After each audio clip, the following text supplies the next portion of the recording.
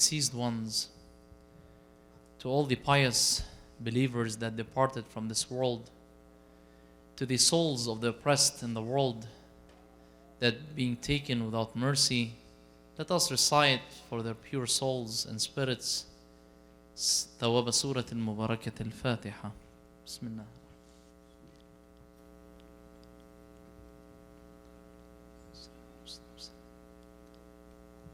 Imam Ali alayhi salam was the Imam and the leader of the oppressed ones. أعوذ بالله من شر الشيطان الرجيم. بسم الله الرحمن الرحيم. الحمد لله رب العالمين. In the name of Allah, the entirely merciful, the especially merciful, the one who has created and designed everything, the utmost perfection, the wise creator who created everything for a reason and a purpose. And may the peace and blessings of the Almighty God be upon His beloved and pure messenger, the peak of His creation and the symbol of humanity, the Holy Prophet Muhammad, and to successor, representative and deputy, the master of all proofs, the commander of the faithful, the victorious lion of God, Ali ibn Abi Talib, the one who attracted the humans from all diverse religions and school of thoughts, and especially for his immaculate progeny of the Ahlul Bayt, especially the leader of our time, the wearied Savior, Imam al-Mahdi. May Allah hasten his reappearance and make us all among his dedicated and sincere servants. Eid Mubarak, may the blessings of the birth of Amir al-Mu'mineen, the commander of the faithful, who was the first to be born inside the Kaaba, and by Allah choosing him to be born inside the Kaaba, he was symbolizing the unity of Allah.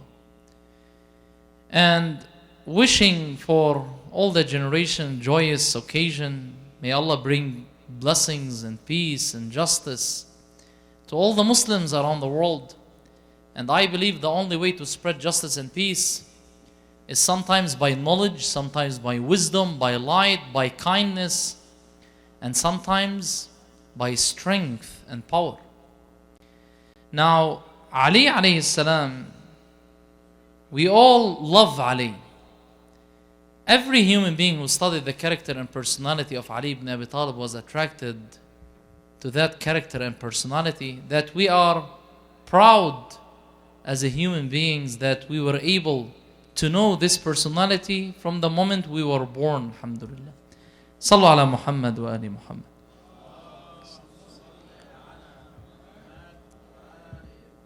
Ali alayhi salam was a personality that attracted not just Muslims. As someone that belonged to the Shia school of thought, I'm proudly saying that Ali is not for us. Ali for every human being who actually trying to be the human being that Allah subhanahu wa ta'ala is expecting. Just to begin, we have a lot of Christians that were attracted to this character. One of them is the famous Christian poet Bul al-Salami. He's a famous Lebanese Christian poet who said in the Arabic language, أنا من يعشق البطولة والإلهام والعدل والخلق الرضية فإذا لم يكن علي نبيا فقد كان خلقه نبويا يا سماء اشهدي ويا أرض قري واخشعي أني أحب علي.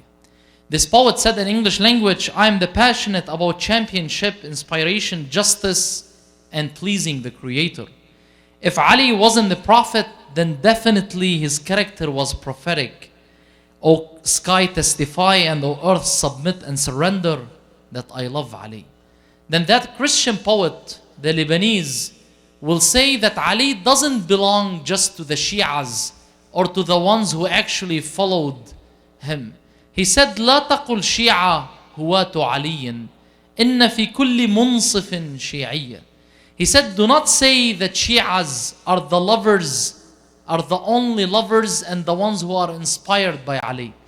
In every person who has a justice and fairness within himself, there is a Shi'i. Then he said, هو فخر التاريخ لا فخر شعب يدعيه ويصطفيه وليا. He's the pride of history. He's not just the ones who follow him feel pride or proud because they follow him.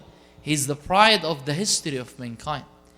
Just to summarize, by saying this phrase that Ali alayhi salam, he is the one who showed us actually what the human being can achieve and accomplish.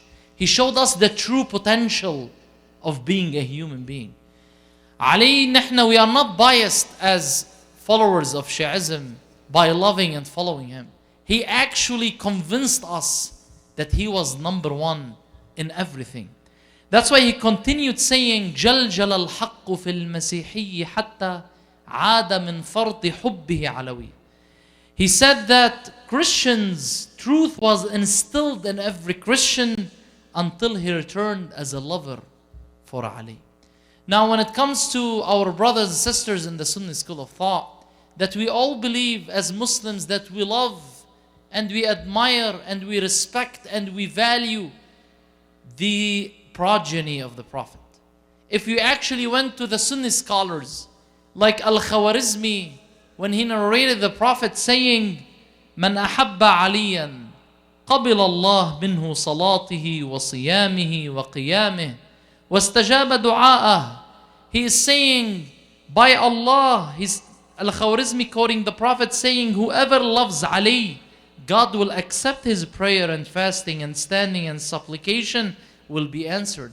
And then he concluded saying, وألا ومن أحب عليا أعطاه الله بكل عرق في بدنه مدينة في الجنة. And then he said, whoever loved Ali, in every sweat in his body, Allah will give him a city in paradise.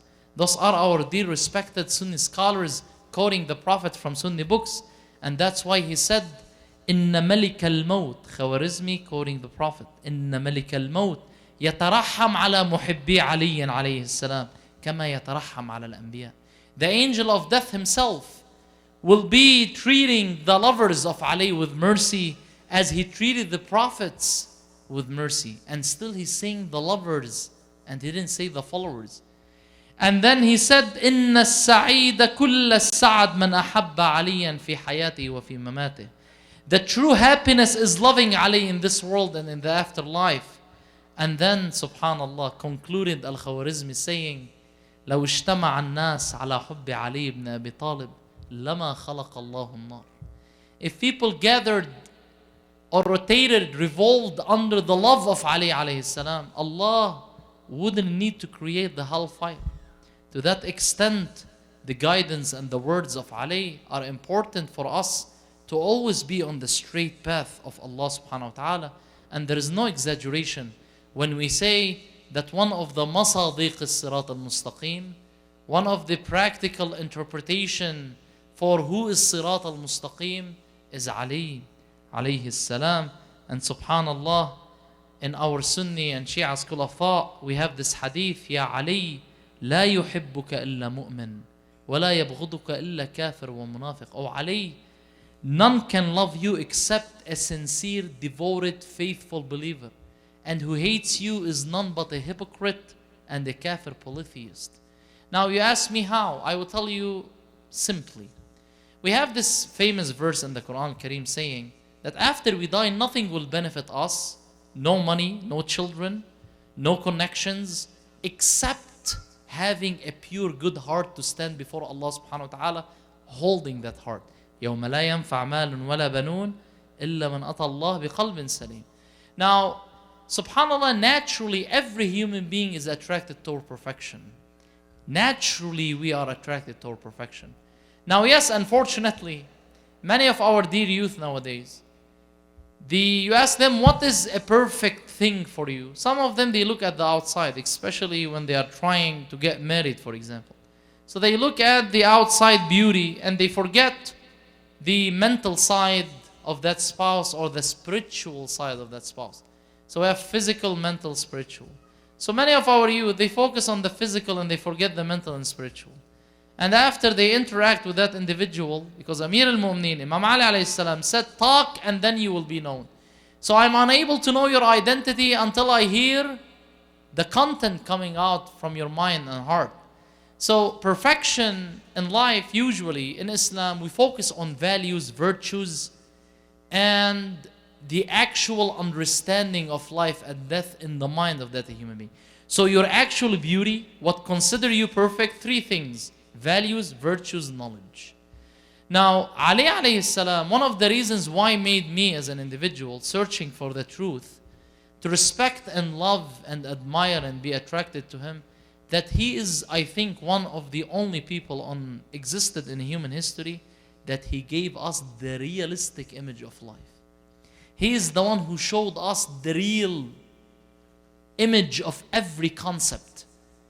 Example, if now I asked every single one sitting here, define for me what is life on earth, just as a concept from a philosophical point of view, every single one of us will give us a different answer. Imam Ali alayhi salam, he was one of the only people that gave us a practical, realistic image of life. So when he was asked, define for us life, O Amir al-Mu'mineen, he said life is 4 words: bala, fana, ana, shaqa. It's a place that's filled with the trials and tribulations and pressures and hardships and sufferings and pressures. And you have to be responsible and serious enough to be able to face all these waves. Imam Ali alayhi salam was trying to show us the realistic image of life from young age, so we get used to it, so we can face it in the future.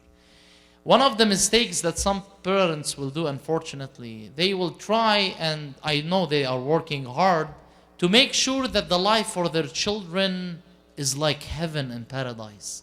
So they bring everything in a very simple, easy, fast way to them. Everything they need, it's satisfied in a very fast paced. And when they grow, they become more than 17 years old, and they want to take that route of their life alone. They miss a lot, they make mistakes a lot, and some of them give up, they become depressed, and they might end their lives. One of the reasons of suicide, that person is unable to face these burdens, overcome these obstacles, and go to the next level. They give up fast because they couldn't find solutions for their problems. Imam Ali alayhi salam was one of these personalities that lived 63 years old. I'm claiming, if you studied the history of Ali, that I think Ali faced everything that any human being can face. And he was able to find solutions and overcome all these burdens and obstacles in the way that he pleased Allah subhanahu wa ta'ala. No one faced what Ali faced. It required a very huge level of patience and knowledge and wisdom to be able to face what Ali faced. And he didn't give up. And he showed the world that he was able to solve every problem. That's why Ali alayhi salam was called Halal al-Mashakil, the one who solved any problem. Even if the first caliph Abu Bakr and the second caliph Umar and the third caliph Uthman, they came to him with huge issues and problems, and none but Ali was able to solve these issues and problems. There's a lot of stories. One of the stories, 2 women fought for their child.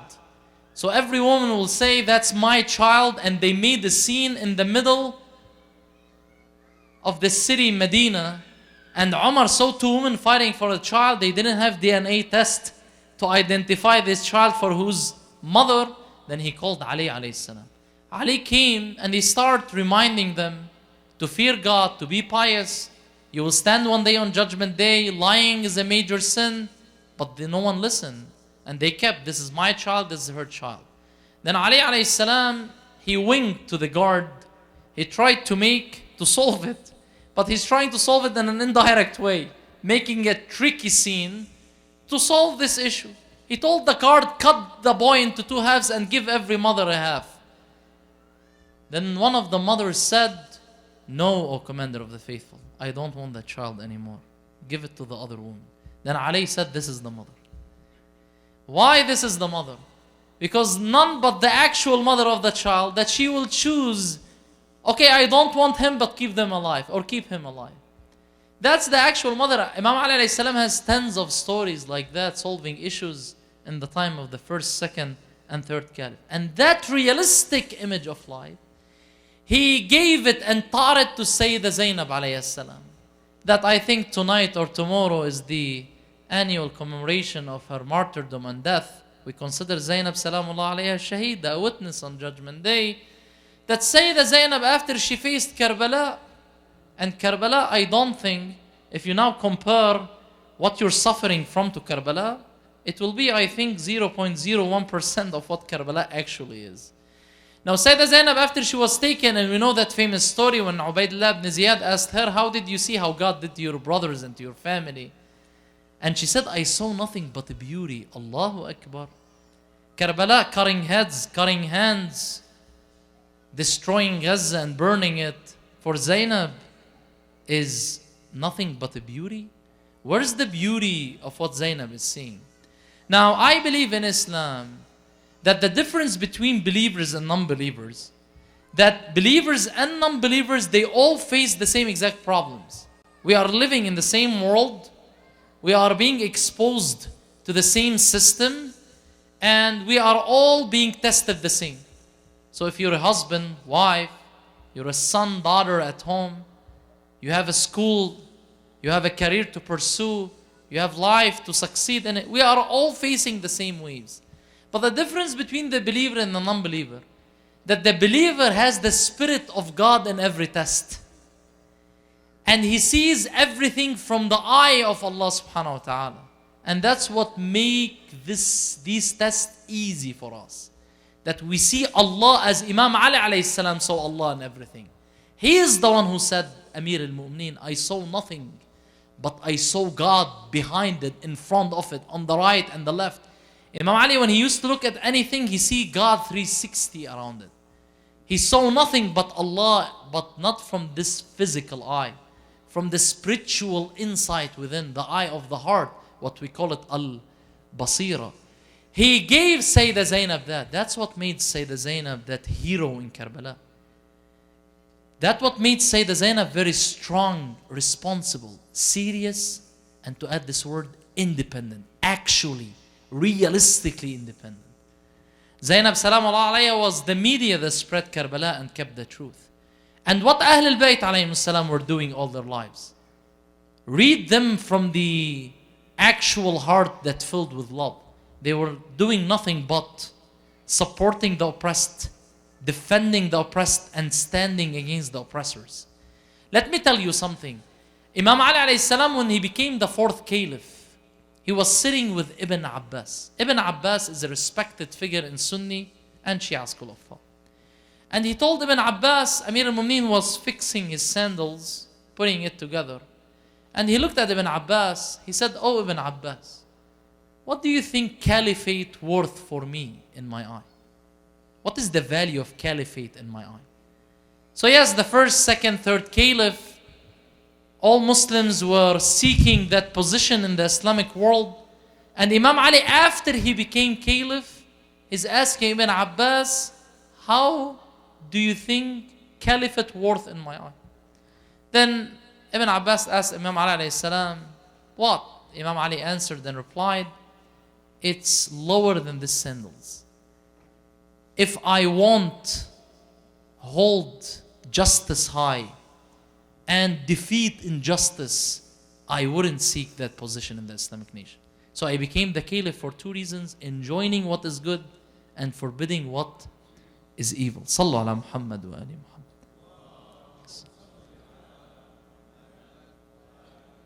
Ali alayhi salam, and Alhamdulillah Rabbil Alameen, when you want to choose a role model in life, especially for you and your children and your progeny, we believe in psychology that every child imitates. And we still imitate, we still follow. And no one can say, I'm not imitating or following anyone. Every human being is affected and inspired by a character in his life or her life. And our role models, none but Muhammad wa al-Muhammad. That's what we believe in the Shia school of thought. We took them as our role models because Rasulullah sallallahu alayhi wa alih, when he wanted to request a price for his message. Now someone can tell me, what you're talking, O Sheikh? The messages of God are priceless. I know that. All prophets of God in the Quran. Once I was talking to an atheist and he brought an argument. All religion is nothing but business. I told him straightforward, okay, you might be right that unfortunately some of the followers of certain religions, they are using it for their own sake. You know, in the Quran, we have people that they worship their own desires. And they use any name you want just for them to satisfy that desire. So in other words, you know, people in life, they are seeking three things: money, fame, power, right? Some people might find that money, fame, power can be reached, achieved from outside religion. So they will become unreligious and seek that. Some people, they might feel that using religion will make you achieve money, fame, power in a faster pace. So the prophets of Allah themselves, forget about the followers. Yes, there is followers of these religions, they messed up and they used that religion for their own sake, and that's what we call them hypocrites, munafiqeen. And you can search this term out in the Quran Kareem, how many times God spoke about munafiqeen in the Quran Kareem. I think in the second page of Surah Al-Baqarah, subhanallah, before he starts speaking about the idol worshippers and the atheists, God went speaking about the hypocrites first. There's a full page in Surah Al-Baqarah, third page, just Allah speaking about the hypocrites and giving us their characteristics, subhanallah. So the point is, I told that atheist, you can't judge religion because of the followers.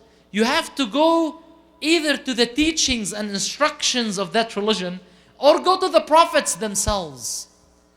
Now, Moses, alayhi salam, he was a prince in the castle of Pharaoh.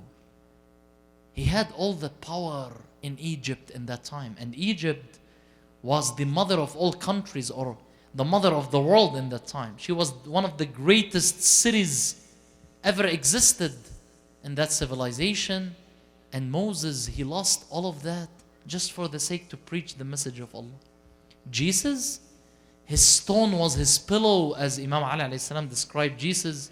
His hands were his servants. His vehicle were his legs. And his house was the east and the west. And his food, the fruits and what the earth gives.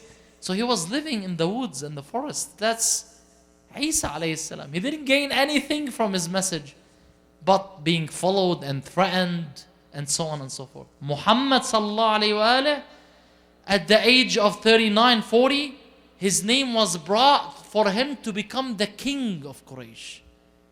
And he was number one respected figure in all Arabian Peninsula. And then he lost all of that for the sake to preach the message of Allah subhanahu wa ta'ala. And to add to that, in the Quran Kareem, when all these prophets, قُلْ لَا نَسْأَلُكُمْ عَلَيْهِ أَجْرًا إِنْ أَجْرِيَ إِلَّا عَلَى رَبِّ الْعَالَمِينَ. 9 times God mentioned this verse in the Quran, that the prophets were saying, we didn't ask you for any reward of this message. Our reward is from Allah. This is a priceless message, require an unlimited reward. We can't limit the reward of this message. It's not cheap to be encapsulated in a certain number, for example. 100 million, 100 trillion, 100 gagillion. Put any number you want. You can't limit this message to a certain price. But Rasulullah, the only prophet of God, God told him request something. Not him requesting. God told him in the Quran, قُل, say, O Muhammad, قُل لَا أَسْأَلُكُمْ عَلَيْهِ أَجْرًا إِلَّا one thing, الْمَوَدَّةَ فِي الْقُرْبَةِ. And mawadda is the practical love to the pure progeny of Ahlul Bayt alayhim salam. Prophet Muhammad, peace be upon him, he is the one who left behind 2 weighty things, as we considered in the Shia school of thought, the map to perfection. And the 2 weighty things are the Quran Kareem and the words and the practices of the Holy Prophet Muhammad, peace be upon him, that we believe that the practices and the words of the Prophet were saved with his pure progeny. Were saved with his pure progeny. So that's why we say what Ali said, it's from the knowledge of the Prophet. أَنَا مَدِينَةُ الْعِلْمِ وَعَلِيٌّ بَابُهَا. I'm the city of knowledge and Ali is the gate for that city. So what Ali will say and do, it's what the Prophet said and did. What Imam al-Hasan will say and do, it's the same thing what the Prophet said and did. And so on and so forth. So Ali, so when I say this, just say Ali, because this I'm stating facts now. So when I ask who was the first to be born inside the Kaaba, you reply Ali. So who was the first? And I consider him my role model because Imam Ali simply was number one in everything. Who was the first to be born and last inside the Kaaba? Who was the first to die inside the mosque? Who was the first to accept Islam in Mecca? Who was the first to pray behind the Prophet? Who was the first to sacrifice his life for the Prophet? Who was the first to defend Islam in Mecca? Who was the first to fight in the battle of Badr? And who was the first to answer the call of the Prophet when he used to call them in every battle to go and grant victory for Islam? Ali alayhi salam. And let me mention some of his virtues and values and sacrifices. Ali, when the Prophet asked him, please sleep in my bed, and people are coming to assassinate me that night, I need to migrate from Mecca to Medina. Ali alayhi salam went to sujood thanking Allah subhanahu wa ta'ala that the Prophet chose him for that mission. That's how much he was committed and devoted and sincerely following the Messenger of Allah. And then when Prophet Muhammad tried to tell Ali alayhi salam, oh Ali, you have to be patient. Oh Ali, it's not easy. Then Ali replied, oh Messenger of God, it's not a place where I have to be patient, but it's a place where I have to thank God and be grateful for that mission. And the narrator said, the historian said, they recorded, that Ali, when he slept in the bed of the Prophet, he actually slept. Imagine, 100% people will walk in at night and stab you with their swords, and you actually sleep. You will be nervous thinking about God, swearing Ali actually slept. And then Allah subhanahu wa ta'ala sending a verse in the Quran saying, وَمِنَ النَّاسِ. He didn't say مَنْ يَبِيعَ. Usually when you're sacrificing your life, you're selling it for the sake of Allah subhanahu wa ta'ala. But Allah didn't choose that verb. He said, and among people who buy and purchase his nafs for the sake of Allah. He didn't say yabi', selling. He said buying, purchasing. As if you're purchasing the permanent realm with this temporary, limited realm, subhanallah. Now, Ali alayhi salam, if I want to stand here and speak about the values and the virtues of Ali, I'm not exaggerating, it's endless. And those are not my words. Those Ibn Abbas himself. He said, لو كانت بحار الدنيا مدادا وأشجارها أقلاما وأهلها كتابا فكتبوا مناقب علي بن أبي طالب وفضائله من يوم خلق الله الدنيا إلى أن يفنيها فما بلغوا معشار 1/10 مما أتاه الله تبارك وتعالى. He said, if the seas of the world were ink, and the trees were pens, and jinn and the humans, they collaborated writing the virtues and the values of Ali ibn Abi Talib, from the day God created the world until He ends it, they will not cover 1/10 of what Ali alayhi salam actually showed. Those individuals who actually interacted and lived with Ali. One of the poets said very nicely, he said, أخفى محبوه فضائله حقدا وحسدا وأخفى مبغضوه فضائله حقدا وحسدا وأخفى محبوه فضائله خوفا. So the lovers of Ali, they used to hide his virtues so he doesn't get harmed, because they feared for him. They feared for the evil individuals to actually know who they had. That's why they hid these virtues and values. And the haters of Ali, they hid his virtues and values out of jealousy and envy. And those two groups are hiding what Ali showed. And still, what was shown to the entire existence filled the East and the West. And the Prophet himself said, he said, who want to look at Adam is knowledge, at Noah, Nuh in his piety and righteousness, at Ibrahim in his kindness and mercy, and as Jesus in his religious devotion, then he must look at Ali alayhi salam. Now we are not crazy lovers. We don't follow blindly. We read what actually these individuals said, and we just studied history as is, and we reached that conclusion. Now, to conclude and finalize with 2 points, inshallah. First point, that Ali alayhi salam he is the one who actually showed us the true path to Allah subhanahu wa ta'ala. Unfortunately, many parents, when they are nurturing and raising and guiding their children, they always focus on the hellfire. You have to pray so Allah will never burn you in the hellfire. You have to fast for the same reason. You have to do this and that just for Allah do not punish you and you experience the wrath of Allah subhanahu wa ta'ala. Many people, they focus in the way they are nurturing and guiding on hell. Okay, what will actually discipline me is thinking and reflecting on the hellfire. Some other individuals, hell will never be a threat. I don't know why. But they will focus on heaven and paradise, thinking about the reward of Allah, the rivers, the mountains, the green lands, what they can gain.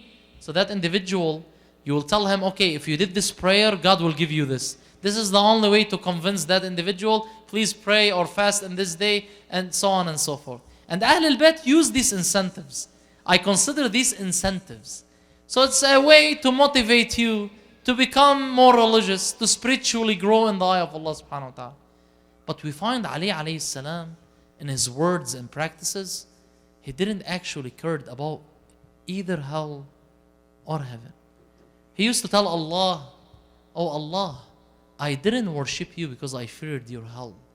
And I didn't worship you because I'm yearning for your heaven. But after I realized that you're actually worth worshipping, then I worshipped you for that reason. Ahlul Bayt, they taught us that the reason why we have to pray and fast and be religious, not hell, not heaven. Two things. You know Allah, you get attracted to Him. Knowledge and the light of guidance and the love for Allah subhanahu wa ta'ala to please Him. Some children, for example, they don't like to displease their parents because they are afraid from the consequences at home. Or teachers at school. Some students, they actually want to take A's and they want to please their parents because their father promised them a certain reward. But Allah, or the parents before Allah, they actually want their children to obey them because they love Him and they appreciate Him and they value them. Otherwise, if I know that my child is listening to me just because I don't take his Xbox, or I don't, for example, or I give him that gift, just that's why he's doing what he's doing, you will not actually appreciate the way you're raising that child. The same thing Allah subhanahu wa ta'ala.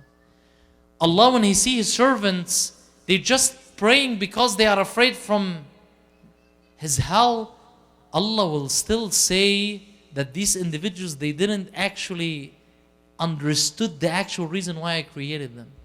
And if He saw certain servants of Him worshipping Him because they want that reward in heaven, then Allah will say these actually individuals are what? Are either worshipping me by interest.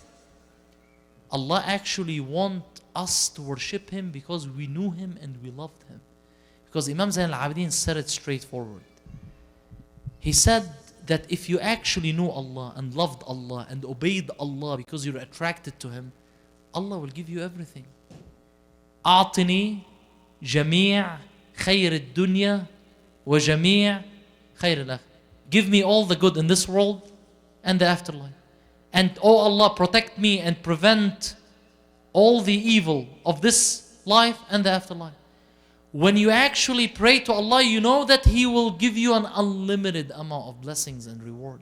Do not limit God with certain castle and certain mermaid, Hur al-Ain, and certain this and certain that.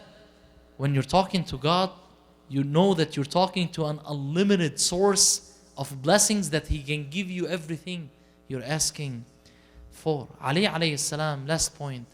After He taught us this is the actual way to worship Allah, He taught us the actual meaning of detachment from this world. Ali, he said, he was describing his lifestyle. He said that your prince, he just took from this world 2 pieces of bread and 2 pieces of cloth.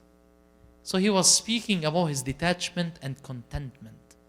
Because Ali alayhi salam was trying to teach us to be rich is not to have millions of dollars or assets, or you're able, smart to invest and make a lot of money. That's not the actual meaning of richness. To be rich means to be detached. The actual meaning of richness in the eye of Ali alayhi salam is to ask for less things, is to be more needless and not more needy. So people, when they ask, I want this, I want that, I need this, I need that, they show that they are more poor. So when you use more resources in this life for yourself, you're showing that you're more needy and you're more poor. And when you use less, you're showing that you're more needless and you're more rich. Ali, he was an image of someone who can live in a survival mode for tens of years. Ali, that's how he lived. And when Sayyidah Zainab or Kulthum, in the night when he went to the mosque and he was struck by the poisoned sword of Ibn Muljam, she put for him 3 different types of food. He told her, remove one. I do not want my standing before Allah to last longer. So the more I use, the more I will stand there. Who is the last prophet who will go to paradise? Anyone knows? Based on what I said now? Prophet Sulaiman alayhi salam. Prophet Sulaiman, it was mentioned in narrations that he will be the last prophet who will enter paradise. And Prophet Muhammad said that the people who financially lived poor in this life, they will be the kings of paradise after life. That's how Allah, because they proved with their patience, if they were patient, if they were religious, if they were pure, that they are able to live like that. Imam Ali alayhi salam, then he continued saying, let me end with where I started. Ali was always a realistic person, and he showed us a realistic way to live, because there is no issue of you owning things and using things and spending on yourselves and your family. Please don't misunderstand me. Ahlul Bayt alayhim salam, they told us that zuhud, contentment and detachment, means to not make anything on you. You might own things, but don't let these sources own you. And then Ali ended that statement saying, but please support and help me with 4 things. So Ali said, your prince was able to live just using 2 pieces of bread, 2 pieces of cloth. But he said, you will not be able to live like me. وَلَن تَقْدِرُوا عَلَى ذَلِكَ. But أَعِنُونِ, support me. Do we actually want the intercession of Ali on Judgment Day? Do we want his help and support there? He said, أَعِنُونِ, support me with 4 things, and then I'm able to support you there. What are those 4 words? بِوَرَعْ وَاجْتِهَاد وَعِفَّةْ وَسَدَادْ. Wara' is to, as much as you can, stay away from sinning. Distance yourself from mistakes and faults and anything that displeases Allah subhanahu wa ta'ala. 2, ijtihad. Ijtihad means that our children at the age of 14 years old, they must understand and study all the laws in Islam. Ali alayhi salam, when the Prophet took him, he took him when he was 5 years old. He took him to the cave of Hira and he taught him everything. Ali, when he announced Islam and he said to the Prophet that I will support you to be your successor, Ali was 14 years old. And we believe that Ali was ready to take that responsibility. So yes, our children, if we want to start teaching them Islam and teaching them the message of Allah, we have to start at the age of what? Of 5. One of the images of Palestine, that they are killing all these children, one of the images that they don't want that generation to grow learning these values and spreading the truth in the future and to become a strong tool of fighting oppressors and standing against oppression. That's why children are being killed. And that's why they don't want these values and virtues for them to be inherited. They don't like us to teach them the message of Allah subhanahu wa ta'ala. That's why I'm saying our children must start learning the message of Allah from the age of 5. And we have to have an expectation that they will graduate knowing that message fully at the age of 14. And that's why he said ijtihad. Ijtihad means to have independence in your understanding of the message of Allah. I don't need to be a 35, 40 years old calling mashaykh for simple questions. To be honest with you and realistic, and that's what Imam Ali want. And then he said Iffa and Sadad. And to summarize, to conclude with these two words, forgive me if I took extra time. Iffa wa sadad. Sadad is having a logical, rational mind to always take rational decisions in life. Prophet Muhammad said the best statement that I wish any one of us can write that hadith in golden color and put it somewhere. He said, إِذَا هَمَمْتَ بِأَمْرٍ فَتَدَبَّرْ عَاقِبَتَهُ. Before you take any decision, pursue any career, take any route in life, reflect on the consequences. And those are the 4 words of Ali alayhi salam. And that's how the followers and the lovers and everyone who got inspired and affected by that character has to follow him by wara', staying away from sinning, ijtihad, understanding fully the message of Allah, iffa, being detached and having contentment in life, and sadad, having a wise and logical mind to take great decisions in life. And then we can expect the intercession of Ali alayhi salam. Ya Ali ibn Abi Talib, ya hujjat Allah ala khalqih, ya sayyidana wa mawlana, inna tawajjahna wa istashfa'na wa tawassalna bika ila Allah wa qaddamnaka bayna yaday hajatina. Help me, ya wajihan 'inda Allah, اشفع لنا عند الله يا وجيها.